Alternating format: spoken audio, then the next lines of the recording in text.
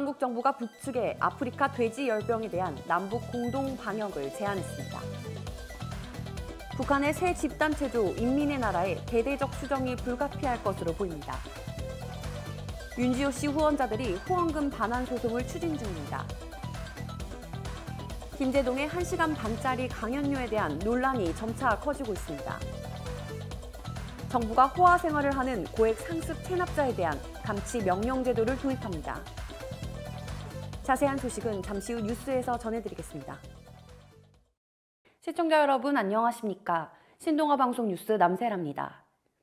한국 정부는 아프리카 돼지열병 확산을 막기 위해 남북협력을 추진하자는 뜻을 지난달 31일 남북 공동 연락사무소를 통해 북측에 전달했습니다.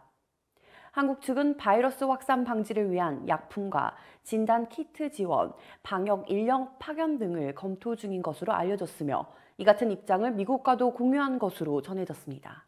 하지만 북한은 남측의 방역 협력 제안에 대해 아직 반응을 내놓지 않고 있습니다. 북한 당국은 지난달 30일 세계동물보건기구의 자강도의 한 농장에서 아프리카 돼지열병 확진 판정이 났다고 공식 보고했습니다. 한국통일부 이상민 대변인은 3일 기자브리핑에서 5월 23일 자강도에서 아프리카 돼지열병 발병 신고가 있었고 5월 25일에 확진이 있었다고 전했습니다. 북한이 야심차게 준비한 대집단체조와 예술공연, 인민의 나라의 대대적인 수정이 불가피할 전망입니다. 김정은 북한 국무위원장이 개막 공연을 관람한 뒤 작품을 비판하면서 새로운 방향을 제시했기 때문입니다. 앞서 조선중앙통신은 김 위원장이 지난 3일 공연 관람 뒤 대집단체조와 예술공연 창조 성원들을 불러 작품의 내용과 형식을 지적하며 그들의 그릇된 창작 창조 기풍, 무책임한 일본세에 대해 심각히 비판했다고 전했습니다.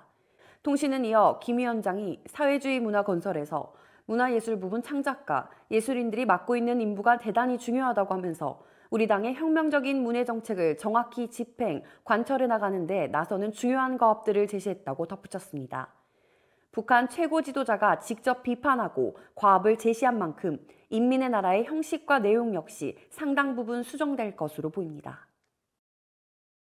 고 장자연 사건의 증언자인 배우 윤지호 씨 후원자들이 윤 씨를 상대로 후원금을 반환해달라는 소송을 낼 것으로 보입니다. 6일 법조계에 따르면 윤 씨 후원자들을 대리하는 법률사무소 로에너스는 10일 서울중앙지법에 소송장을 접수할 예정입니다. 현재까지 소송에 참여한 후원자는 370명 이상으로 반환을 요구할 후원금은 총 1,000만 원대인 것으로 전해졌습니다. 장자연 리스트의 주요 증언자인 윤 씨는 증언자 보호를 위한 비영리단체 지상의 빛을 만들다며 후원금을 모았습니다. 후원금은 1억 5천만 원 이상인 것으로 추정됩니다.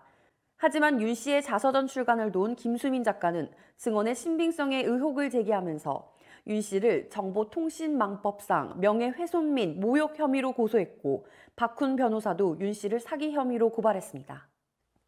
방송인 김제동이 대전 대덕구청이 주최하는 1시간 30분짜리 강연에 강사로 초청돼 1,550만 원의 강연료를 받는 것으로 알려지면서 논란이 되고 있습니다. 구의회 자유한국당 소속 의원들은 반발 성명을 내고 상식에 맞지 않는다며 목소리를 높이고 있습니다. 5일 대덕구에 따르면 김제동은 오는 15일 한남대학교 성지관에서 강연을 갔습니다. 지역 중고등학생과 학부모 등을 대상으로 하는 이번 강연은 대덕구와 김제동이 함께하는 청소년 아카데미라는 이름으로 열릴 예정입니다. 대덕구가 김제동에게 지급하는 강연료는 1,550만 원으로 알려졌습니다. 강연 참가자들은 수강료나 참가비를 내지 않는 행사입니다. 김제동의 출연료는 구 예산에서 사용됩니다.